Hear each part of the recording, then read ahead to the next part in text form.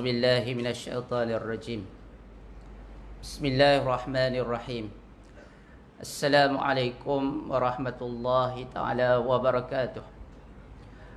الحمد لله نحمده ونستعينه ونستهديه ونستغفره ونعوذ بالله من شرور أنفسنا ومن سيئات أعمالنا. من يهد الله فلا مضل له ومن يضلل فلا هادي له.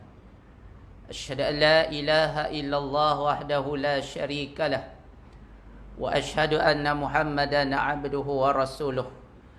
اللهم صل وسلم على حبيبنا مصطفى صلى الله عليه وسلم وعلى آله وصحبه أجمعين. قال رب اشرح لي صدري ويسر لي أمري واحلل عقدة من لساني يفقه قولي. أما بعد. وقال الله تعالى في القرآن الكريم بعد أعوذ بالله من الشيطان الرجيم: ولقد نصركم الله ببدر وأنتم أذلة فاتقوا الله لعلكم تشكرون. صدق الله العظيم. Sesungguhnya kami telah memenangkan kamu di dalam perang Badar, sedangkan kamu dalam keadaan yang lemah. Maka bertakwalah kepada Allah. Mudah-mudahan kamu bersyukur kepada Allah Subhanahu wa taala. Hadirin hadirat muslimin muslimat rahimakumullah. Pertamanya kita rafakkan syukur ke hadrat Allah taala. Malam ini kita dapat sampai ke malam yang ke-16 Ramadan. Diberikan keizinan, kesihatan, peluang dan ruang kepada kita oleh Allah Subhanahu wa taala. Dan kita panjatkan doa yang tidak putus-putus kepada Allah. Mudah-mudahan nikmat berjemaah sebegini, nikmat kita boleh datang masjid dan surau, nikmat kita boleh duduk dalam majlis ilmu, ya, dapat dilanjutkan ataupun dapat bersama kita selama-lamanya insya-Allah. Walaupun kalau kita tengok pada kes COVID di Selangor ni antara yang paling tertinggi, ya, di Malaysia. Hari ini saja pun 700 lebih. Rasanya nombor tu macam tak beralih.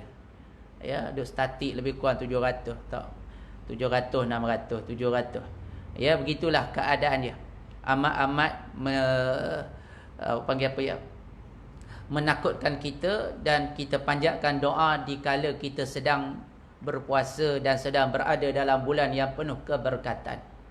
Ya, wasaim hatta yuftir.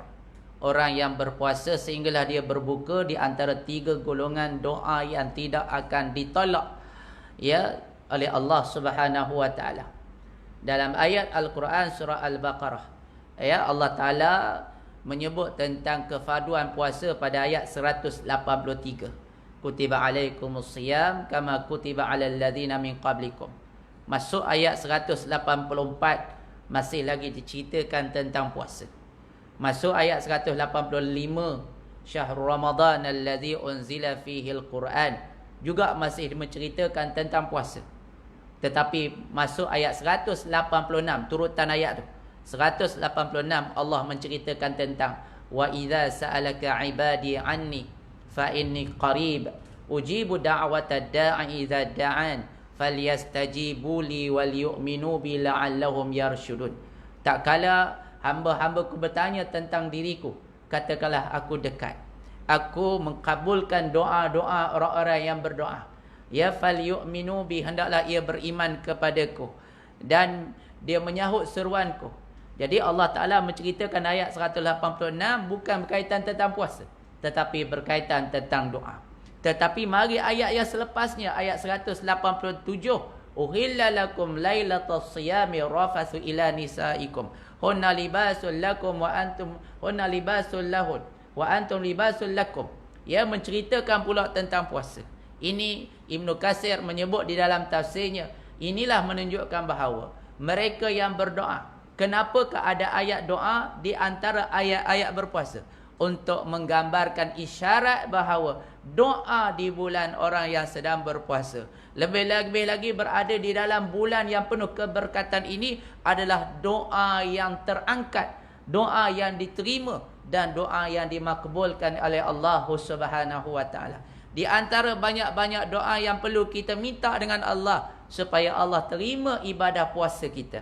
Allah terima tentang taubat dan pengampunan, penginsafan tentang diri kita. Dan kita mohon-mohon dengan senjata doa, ad-doa yasilahul mu'min. Doa ni adalah senjata bagi orang mukmin. Doalah tuan-tuan ya, untuk mohon keampunan dan supaya Allah angkat bala daripada kita semua ini. Dah masuk tahun yang kedua dah ni.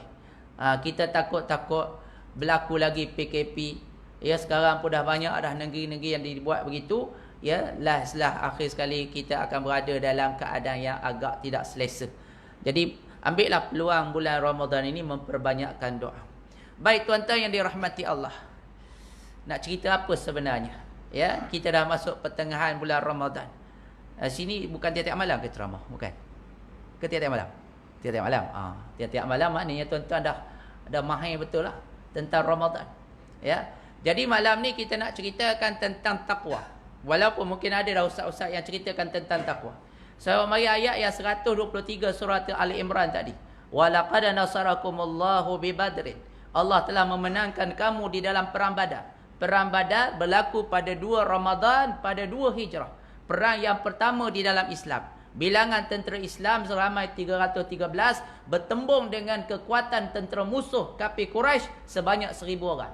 Dalam keadaan bulan Ramadan, kali pertama berperang, kali pertama berpuasa, dalam keadaan azillah, lemah. Tetapi Allah kata, fattaqullah, bertakwalah kamu kepada Allah. Apabila kita bertakwa kepada Allah, walaupun bilangan kita kecil, walaupun persenjataan kita tidak banyak, sebagaimana Allah Ta'ala sebut, kam min fi'atin qalilatin ghalabat fi'atan katsiratan biiznillah. Berapa banyak kumpulan yang sedikit menang terhadap kumpulan yang besar dengan izin Allah. Karena itu Allah letak takwa. Kerana dengan keyakinan, keimanan, nusrah daripada Allah. Wa man nasru illa min indillah. Tidak ada kemenangan kecuali daripada sisi Allah Subhanahu wa taala. Saya nak bawa satu cerita itulah. Cerita yang pertama, kerana ada kekuatan takwa, Allah bagi kemenangan kepada umat Islam.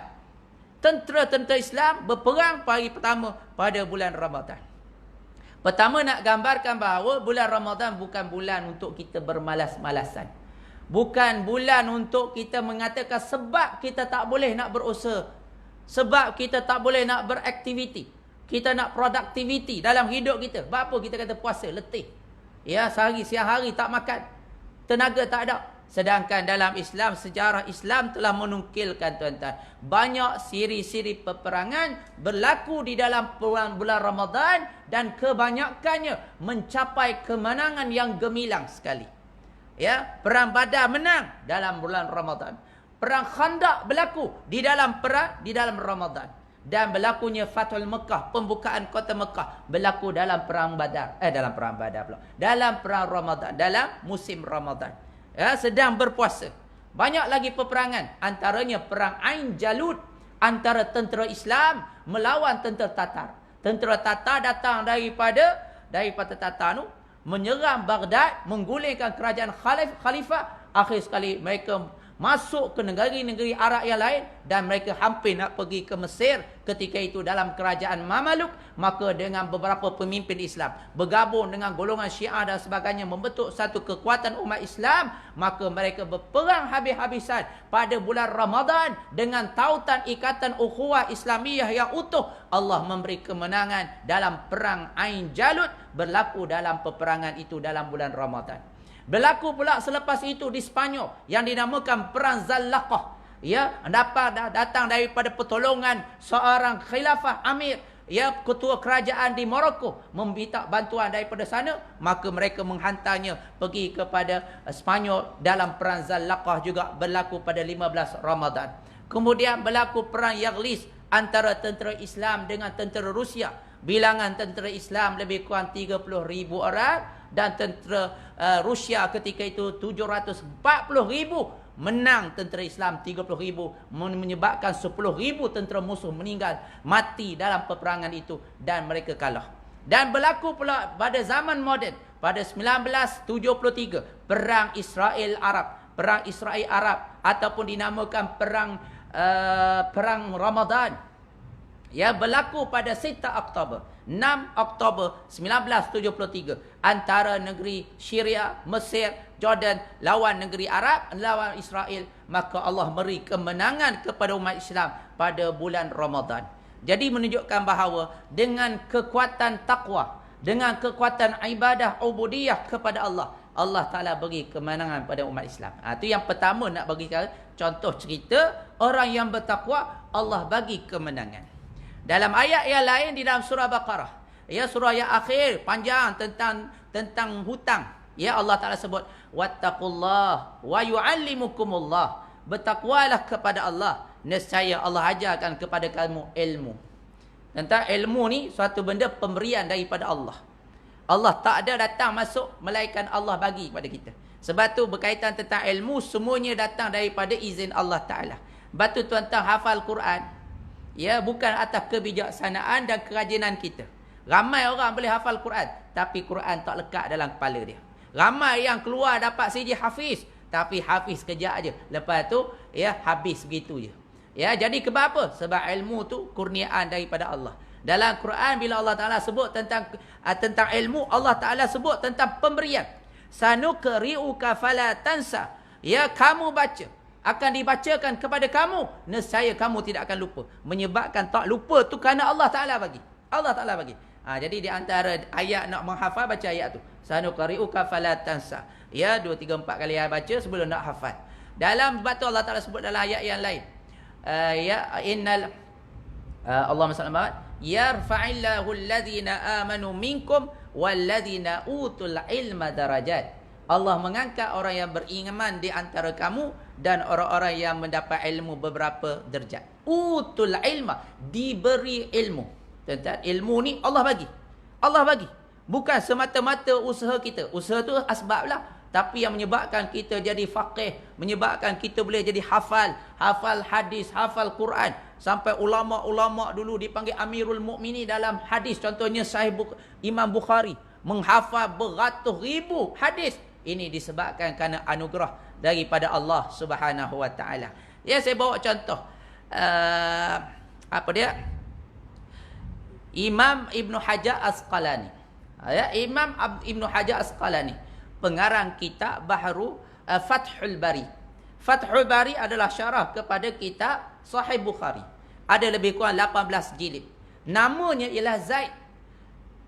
Imam Ibn Hajar Asqalani nama asalnya Zaid. Ibn Hajar ni maknanya anak batu.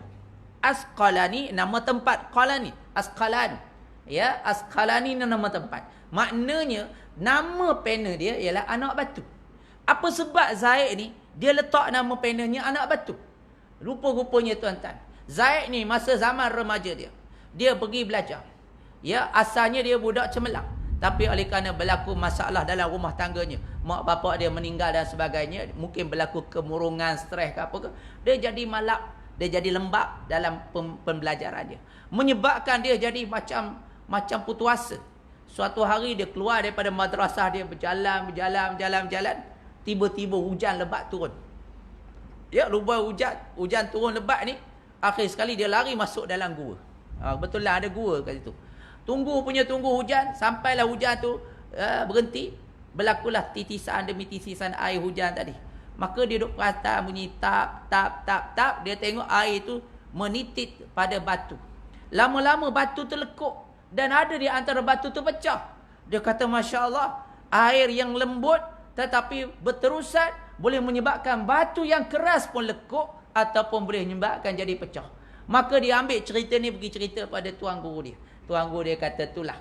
Inilah antara contoh dia sebut apabila air hujan itu adalah ikut perintah Allah. Dia taat pada perintah Allah. Dia mengalir, dia turun daripada langit kerana perintah Allah. Dia menitis pun kerana perintah Allah. Kerana dia taat pada perintah Allah. Batu yang keras pun boleh jadi hancur dengan perintah Allah. Maka dia baca ayat, wattaqullah wa yu'allimukumullah. Kalau kamu bertakwa pada Allah, Allah akan ajar pada kamu ilmu. Ikut perintah Allah. Ya, taat pada perintah Allah, Allah akan bagi ilmu. Maka sejak daripada hari itu, dia meningkatkan ketakwaan dia kepada Allah. Meningkatkan ubudiyah dia pada Allah. Belajar sungguh-sungguh. Lepas tu tuan-tuan, dia boleh hafal 3 Sahih Bukhari. Kemudian dia boleh mensyarahkan kitab hadis Bukhari yang hebat itu sebanyak 18 jilid yang terkenal pada hari ini, Fathul Bari.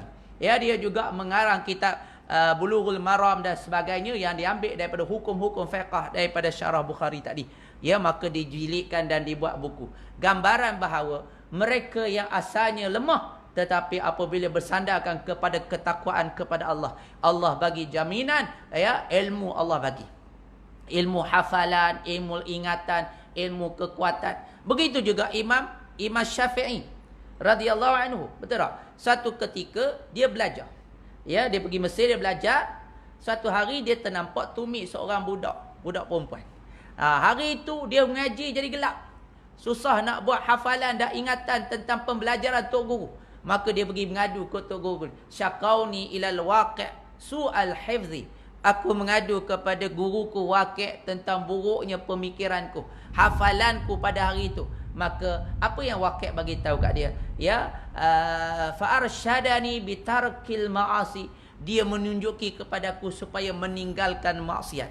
Innal ilma nura, kerana ilmu itu cahaya. La yahdi ilal 'asi, dia tidak akan masuk ke dalam jiwa yang berdosa kepada Allah Subhanahu wa taala. Maka sejak daripada itu dia jaga betul-betul. Imam Asy-Syafi'i adalah di antara orang yang begitu geliga kepala otak dia, sehingga kan digelar sebagai fotografi minded. Ya, dia boleh tengok kitab muka surat sebelah. Ya, kadang-kadang dia terpaksa tutup dengan kain baju dia supaya tidak dapat masuk semua. Kalau dia buka, habis dua muka surat tu akan masuk dalam kepala otak dia tanpa dia hafal. Begitu sekali hebat pemikiran dia. Ya, dia pinjam kitab Muwatta' Imam Malik, dia nak pergi belajar. Ya, dia ada duit. Nak beli perkakas, nak beli buku, nak beli kitab. Ya, nak beli bahan tulis tu tak ada duit. Dia datang daripada Palestin. Mak dia bagi duit cukup-cukup, tengah jalan kena curi, kena samun ke perampok. Maka dia pergi tak ada duit. Maka dia pergi mengaji, pinjam buku kawan dia satu malam. Ya, esok dia balik, dia hantar balik, dia dah hafal dah satu kitab Muwatta' dalam pemikiran dia. Hebat punya, geliga punya. Kerana ketakwaan pada Allah, Allah bagi ya ketajaman pemikiran. Jadi tuan-tuan, kita muhasabah diri kita balik. Apa sebab hafal sekejap? Tak. Hafal bukan main susah. Nak boleh ingat bukan main susah. Tapi nak lupa mudah pula. Tak? Hafal-hafal lupa. Hafal-hafal lupa. Jadi kita koreksi diri. Mungkin dalam kita duk hafal tu, mata kita tak jaga, lidah kita tak jaga, makan minum kita tak jaga, menyebabkan ilmu agama, ilmu hidayah ni takkan masuk. Ilmu wahyu ni tak masuk dalam dada kita. Ya, jadi sebab tu untuk kita nak diberi oleh Allah ilmu, bertakwalah kita kepada Allah Subhanahu wa taala. Ya, itu yang kedua cerita. Yang ketiga, dalam ayat surah Talaq ayat kedua dan ketiga, Allah Taala sebut wa man yattaqillaha yaj'al lahu makhraja wa yarzuqhu min haitsu la yahtasib. Barang siapa yang bertakwa kepada Allah, Allah bagi jalan keluar, dan Allah memberi rezeki daripada pintu-pintu yang tak terduga. Ya, pernah berlaku di zaman Nabi, seorang sahabat anaknya dicolek oleh orang kafir. Maka Nabi kata kepadanya, bertakwalah kepada Allah dan sabarlah kepada Allah. Mudah-mudahan ada jalan keluar. Maka ayahnya bersabar, berdoa pada Allah. Tiba-tiba anaknya terlepas daripada colekan ataupun tawanan musuh tadi, dapat lari, dan pada masa sama anak ni dia dapat merampas kambing-kambing orang yang menawan dia tadi, buat dia buat balik, dengan dia pun terlepas dan dia mendapat ghanimah daripada pencolekan itu. Inilah dia katakan, bila kamu takwa, Allah bagi hidayah, Allah bagi rezeki daripada pintu-pintu tak disangka. Satu, anaknya terlepas. Yang kedua, dapat kambing tadi sebagai suatu rezeki yang tak tersangka. Ya. Pernah berlaku pada kisah di Baghdad. Seorang remaja pergi belajar. Kerana dia miskin, dia menumpang satu masjid. Ya, satu bilik masjid belajar. Ya, oleh kerana dia seorang keluarga miskin, dah beberapa hari dia tak makan. Hanya bertahan dengan minum air je. Mari hari ketiga keempat, perut dia dah tak tahan dah. Akhir sekali dia panjat rumah negara Arab ni, rumah dia bukan atap macam kita ni. Dia empat segi, ada sutuh gitu. Dia berjalan satu sutuh ni, sampai satu rumah dia berbau sedap. Dia menjangkakan ada makanan. Dia pun turun, rupa-rupa betul. Di dapur rumah orang tu sedang duk goreng satu ya terung goreng. Dia ambil terung tadi, dia pun nak makan, dia gigit. Masa dia gigit tu dia teringat hadis Nabi, ya kullu lahmin nabata minal haram fannaru aula bih. Setiap daging yang lahir dan tumbuh daripada perkara yang haram, maka nerakalah yang lebih aula bagi dia. Maka dia letak tu kerana takut pada Allah. Takwa punya asal letak balik. Ya, hampir-hampir dia nak telan, cuma ada bekas gigi je, tak ada nak makan. Kerana takut, dia panjat balik tidur dalam keadaan kelaparan. Saya esok harinya datang seorang janda ke masjid, jumpa Tok Imam. Ya, jumpa Tok Imam, dia kata, Tok Imam, saya ni dah lama dah berjanda. Cadang-cadang nak cari bakal suami. Ada tak cadangan siapa-siapa? Tok Imam pun perasan, duk teringat ke pelajar ada seorang tadi. Ya, dia kata ada seorang duk belajar. Tapi aku kena tanyalah macam mana. Akhir sekali bila tanya-tanya setuju. Akhir sekali dikahwinkan. Bila kahwin, janda tadi kaya. Wak balik ke rumah. Sampai ke rumah dia kata, duduklah abang, saya nak hidangkan makanan. Tak lama kemudian dia bawa bekas makanan bersaji. Kemudian apabila dibukanya saji, dia nampak ada terung sedang dihidangkan. Dia pun ambil, teringat hak semalam. Dia pun belek-belek, tengok betul ada bekas gigi dia pada terung tadi. Ya, inilah maknanya tuan-tuan, nak gambarkan. Oleh kerana semalam punya pasal, kalau dia tidak takwa dan dia tidak takut pada Allah, dia hanya akan dapat makan terung, semata-mata terung. Tapi oleh kerana dia takut dan takwa pada Allah, tuan-tuan, dia bukan sahaja dapat makan terung, dengan tuan terung pun dia dapat. Ya. Jadi inilah yang dikatakan, wa may yattaqillaha yaj'al lahu makhraja. Barang siapa yang bertakwa kepada Allah, Allah bagi pintu keluar, dan wa yarzuqhu min haitsu la yahtasib. Allah bagi rezeki daripada pintu-pintu yang tak disangka. Ayat ni tuan-tuan datang daripada surah Talak. Surah berkaitan tentang tolak, berkaitan tentang perceraian, tentang masalah problem dalam rumah tangga. Allah Ta'ala nak jadikan kadang-kadang memang dalam rumah tangga tak ada orang yang dalam rumah tangganya tak pernah berselisih faham. Ya, P.Ramlee kata, lidah dan gigi lagi tergigit, ini kan pula suami isteri. Betul tak? Jadi cara nak menyelesaikan dalam rumah tangga, bertakwalah. Suami kena bertakwa, isteri pun kena bertakwa. Maka bila sama-sama meningkatkan hubungan rapat dengan Allah, jaga salat, jaga betul-betul, maka Allah akan bagi jalan keluar. Ya, dan biasanya dalam rumah tangga yang banyak berlaku problem adalah berkaitan tentang rezeki. Masalah anak tak ada, masalah rumah tangga, masalah nak bayar itu, nak bayar ini, masalah pekerjaan. Ya, lebih-lebih sekarang PKP ni tuan-tuan, ada orang dia kena letak jawatan ataupun diberhentikan kerja, ada yang tak dapat bonus, ada yang tak dapat bisnes. Ya, dia akan jadi keruntuhan dalam rumah tangga. Maka di saat inilah kita tingkatkan ketakwaan pada Allah. Yakin ini adalah cubaan dan ujian daripada Allah. Zaman Nabi kena ada 3 tahun permulauan tuan-tuan. 3 tahun pulau. Tak dapat berinteraksi, tak dapat nak berniaga, tak dapat bekalan. Ada di kalangan sahabat yang ambil rumput je masak. Ya, kerana dalam keadaan yang penuh kedaifan dan penuh kesesaraan. 3 tahun berturut-turut tuan-tuan. Kita ni dalam keadaan PKP pun, ya, dekat restoran tu penuh. Dekat bazar Ramadan berpusu-pusu orang, rapat-rapat, tak ada penjarakannya. Nampak ya lain. Jadi apabila kita bertakwa, Allah bagi jalan keluar dan Allah bagi rezeki daripada pintu-pintu yang tak disangka-sangka. Baik, jadi tuan-tuan, dah pukul 10 suku. Ya, biasa sini berhenti pukul apa? Tazkirah 11 ke 12? Setengah jam lain macam bunyi dah. Jadi ada sikit ya. Jadi itu sebagai contoh-contoh, sebab mari contoh nak mudah faham apa makna takwa tadi. Bila kita bertakwa, Allah bagi kemenangan. Bila kita bertakwa, Allah bagi ilmu. Bila kita bertakwa, Allah bagi rezeki. Ya, fattaqullaha la'allakum tuflihun. Bertakwalah kamu kepada Allah, Allah bagi kemenangan dan kejayaan kepada kamu. Ya, jadi tuan-tuan, takwa ni asal daripada perkataan waqa, yaqi, wiqayah, prevention. Ya, maksudnya penjagaan, pemeliharaan. Ku anfusakum. Ku tu daripada perkataan waqa. Ya, waqa, ku. Ya, amal dia ku ataupun ki. Peliharalah diri kamu dan ahli keluarga kamu daripada api neraka. Maksudnya juga adalah pemeliharaan.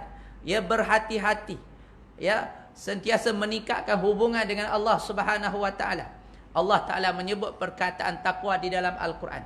Ada dalam satu tulisan dia sebut ada lebih kurang 259 patah perkataan. Ada ulama menyebut tentangnya 115 patah perkataan. La'allakum tattaqun digabungkan dengan la'allakum di dalam Al-Quran ada lebih kurang dalam 19 patah perkataan. Menunjukkan bahawa takwa ni adalah perkara yang serius, yang penting, menyebabkan begitu banyak sebutannya di dalam Al-Quran. Jadi tuan-tuan yang dirahmati Allah, daripada banyak-banyak tu, ulama menyimpulkan ada 3 makna utama yang kita boleh faham daripada makna takwa. Yang pertama, makna takwa ialah takut. Dalam ayat surah Baqarah, surah yang kedua, ayat 41. Ya, wa iyaya fattaqun, dan kepadakulah hendaklah kamu takwa, yakni takut kepada Allah. Ya, makna pertama takut. Dan inilah yang mendasari semua amalan dalam Islam adalah datang daripada sifat takut. Saya zakaru liman yakhsha, mereka akan mendapat peringatan bagi siapa yang takut. Orang yang takut saja. Allah Taala sebut innama yakhshallahu min ibadihil ulama. Hanya sahaja hamba-Ku yang takut kepadaku di kalangan para alim ulama. Takut. Nak datang masjid surah ni, kenapa tuan-tuan datang ni? Sebab kerana takut pada Allah. Ya, dalam ayat surah Taubah ayat yang ke-18 disebut, innama ya'muru masajidallah man amana billahi wal yaumil akhir wa aqamas salah wa ataz zakah wa lam yakhsha illallah. Dan mereka tidak takut kecuali Allah. Kerana takut pada Allah lah dia datang ke masjid, ke surah. Ya, orang yang menjauhi zina, orang yang menjauhi haram, ya, rasuah, gangster, apa ke, kerana takut pada Allah Taala. Kita sembahyang ni kenapa? Kena takut. Ya, inna salata tanha 'anil fahsya'i wal munkar. Dia boleh mencegah perkara fahsyat dan munkar. Kita pergi haji kenapa? Kena takut. Wala fusuqa wala rafasa wala fusuqa wala jidal. Kita sedekah, Allah Taala suruh kita berhati-hati dan takut. Ya, la tubtilu sadaqatikum bil manni wal adha. Maknanya dia mendasari sifat takut. Bila ada sifat takut tuan-tuan, maka akan lahirlah kepatuhan dan pematuhan terhadap perintah-perintah Allah. Itu satu makna. Makna yang kedua daripada sifat takwa, maknanya ialah taat dan ibadah. Ya, taat dan ibadah. Allah Taala sebut dalam suratul Imran, surah ketiga ayat 102. Hak ni biasa dalam hari Jumaat disebutlah. Ya, ya ayyuhallazina amanu taqullaha haqqa tuqatih wa la tamutunna illa wa antum muslimun. Wahai orang yang beriman, bertakwalah kamu kepada Allah dengan sebenar-benar takwa. Makna di sini sebenar-benar taat dan sebenar-benar melakukan ibadah kepada Allah Taala. Ibadah. Sebab itulah apabila ditanya kepada Abdullah bin Mas'ud, apakah makna takwa? Dia kata, huwa an yuta'a wala yunsa wala yu'sa. An yuzkara la yunsa. An yushkara la yukfar. Ada 3 makna. Ibn Abbas ataupun Abdullah bin Mas'ud kata, takwa tu ialah kamu taat kepadanya dan tidak bermaksiat kepadanya. Kamu mengingatinya dan tidak melupakannya. Dan kamu bersyukur kepadanya dan tidak kamu kufur padanya. Itulah makna takwa.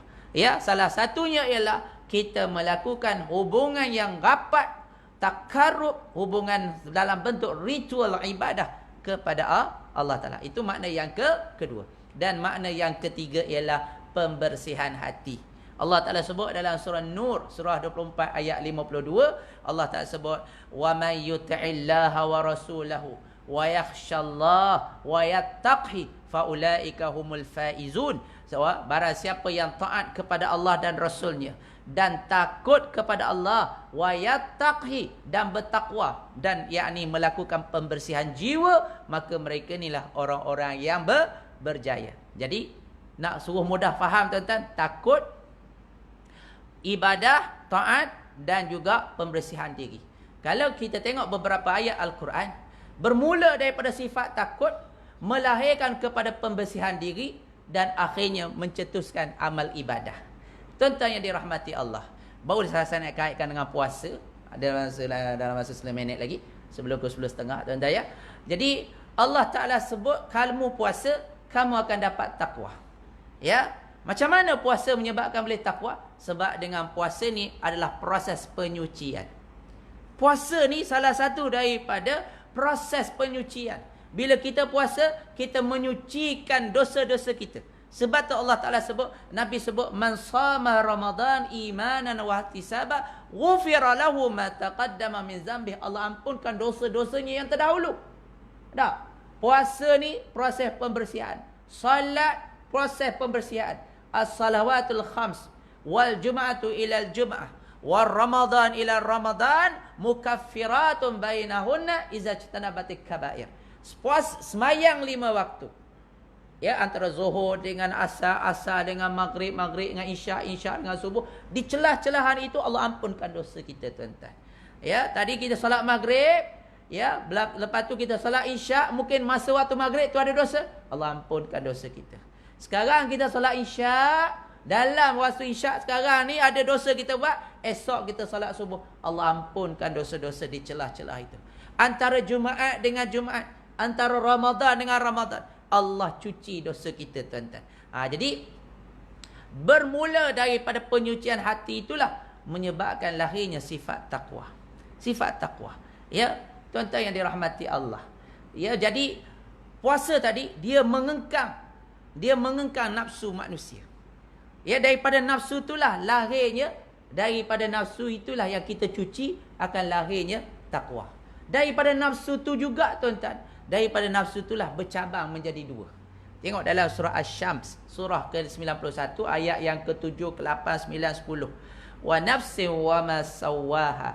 Demi nafsu dan penyempurnaannya, Allah ilhamkan kepada kamu, fa alhamaha, kepadanya Allah ilhamkan jalan fujur, jalan jahat dan jalan ketakwaan. Faham tak? Jadi nafsu tu dia keluar 2. Satu jahat, satu takwa. Tak? Daripada nafsu kita ni, daripada rupanya takwa tu datang daripada nafsu. Cuba kita buat turutan nafsu, tuan-tuan. Daripada ammarah, nafsu paling jahat. Kemudian lawamah, mulhamah, mutmainnah, radiyah, mardiyah, kamilah. Ya, 3 ke atas tu dalam keadaan yang belum sempurna. Masuk nafsu mutmainnah, nafsu yang tenang. Ya ayyatuhan nafsul mutmainnah, wahai jiwa yang tenang, irji'i ila rabbiki radiyatan mardiyah. Kembalilah kamu kepada Allah dalam keadaan redha dan diredai. Irji'i ila rabbiki radiyatan mardiyah fadkhuli fi ibadi wadkhuli jannati. Maka daripada nafsu mardiyah, nafsu radiyah, kamilah, dia masuk dalam kategori takwa. Daripada nafsu tadi, tuan-tuan, menyebabkan kita boleh jadi takwa. Macam mana? Kamu kena kengkang nafsu tadi. Ya, dalam ayat suratul Nazi'at Allah Ta'ala sebut, wa man khafa maqama rabbih wa nahan nafsa 'anil hawa. Barang siapa yang takut pada kedudukan makam Tuhannya, dia akan menahan nafsunya daripada hawa nafsu. Dia akan menahan jiwa dia, nafsu dia, daripada mengikuti kehendak nafsu syahwat. Jadi, tuan-tuan, orang yang macam mana boleh mengengkang nafsu dia? Orang yang takut kepada Allah. Itu satu makna takwa tadi. Kita kena letak takut pada Allah. Sebab itulah di antara tujuan kita beribadah untuk melahirkan sifat takut. Ya, melahirkan sifat takut. Dalam surah Isra tu dia sebut. Ya, subhanallazi asra bi'abdihi laila minal masjidil haram ila masjidil aqsa allazi barakna haulahu linuriyahu min ayatina. Untuk kami memperlihatkan tentang kebesaran dan ketakziman Allah. Allah nak lahirkan sifat besar supaya kita rasa kita ni kerdil depan Allah dan menyatakan Allah besar. Walyukabbirullaha ala ma hadakum. Hendaklah kamu membesarkan Allah di atas hidayah yang diberikan pada kamu. Nak suruh besarkan Allah. Ya, bila besarkan Allah maknanya supaya kita jadi gerun dan takut pada Allah. Takut dan gerun pada binatang kita lari. Tapi takut dan gerun pada Allah kita mendekati. Jadi bila kita takut pada Allah, antara perkara utama yang akan berlaku, kita akan dapat mengengkang hawa nafsu. Sebab tu Allah panggil ya ayyuhallazina amanu, hai orang beriman. Maknanya orang yang takut kepada Allah, dia akan kengkang nafsunya dengan puasa. Ya, jadi puasa ni kena kengkang. Akhir sekali lahirlah sifat-sifat mahmudah, ya, yang kembali kepada kita. Jadi, tuan-tuan, sebab itulah manusia dimuliakan kerana nafsu yang baik. Ya, Allah Ta'ala perintahkan pada para malaikat sujud pada Nabi Adam. fa iza sawaituhu wa nafakhtu fihi min ruhi faqa'u lahu sajidin. Dan ingatlah tak kala kami mencipta Nabi Adam dan kami menyempurnakan ciptaannya, kami masukkan ke dalamnya ruh ciptaanku, maka sujudlah para malaikat kepada Adam. Adam disujud kerana Allah masukkan ruh. Ruh ni maknanya nafsu. Sebab Imam Ghazali kata roh, nafsu, akal, hati, 4 perkara ni adalah benda sama. Jadi bila roh dimasuk dalam dada manusia, maknanya dimasukkan bersamanya nafsu. Kerana ada nafsu inilah menyebabkan kita dimuliakan sampai disujud oleh para malaikat sebagai sujud penghormatan. Ingat masa Nabi naik Sidratul Muntaha, Jibril tak boleh naik dah. Ya, mulianya manusia kerana pada tubuh badan manusia ada nafsu. Nafsu yang mujahadah, yang dia kengkang, menyebabkan jadi nafsu yang terbaik, maka ketika itu malaikat pun akan tabik lah.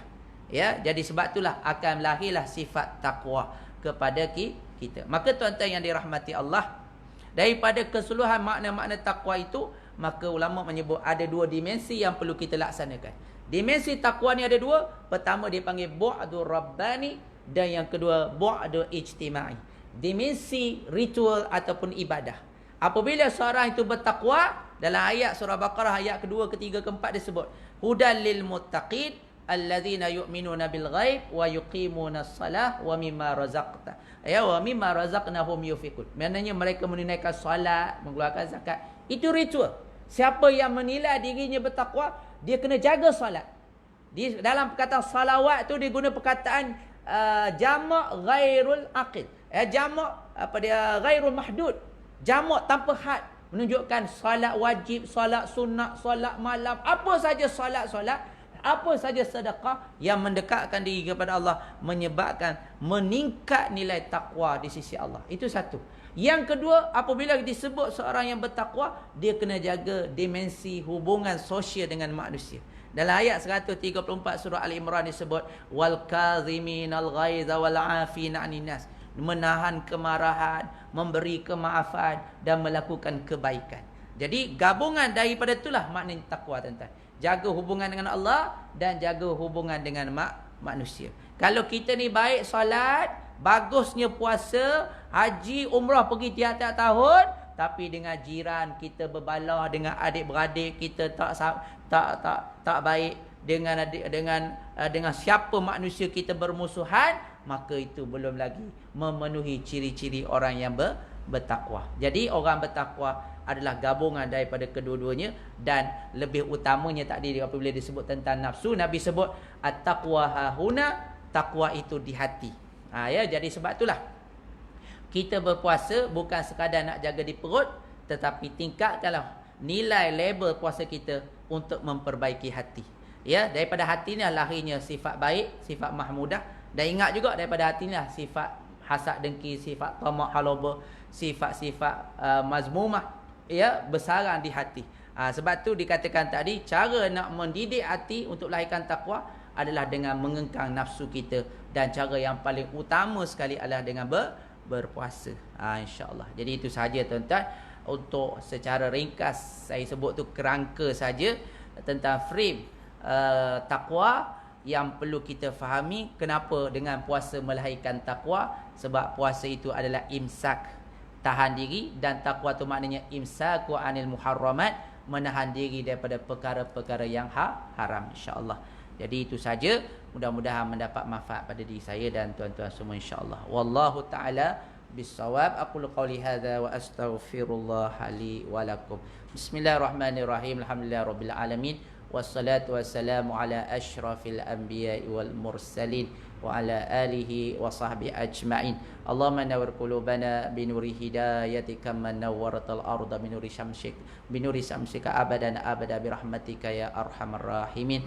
Allahumma inna na'udzubika min ilmi la yanfa' wa min qalbin la yakhsha' wa min nafsin la tashba' wa min du'an yustajab. Wa sallallahu ala sayyidina Muhammad wa ala alihi wasallam walhamdulillahi rabbil alamin. Taqabbalallahu minkum ya karim.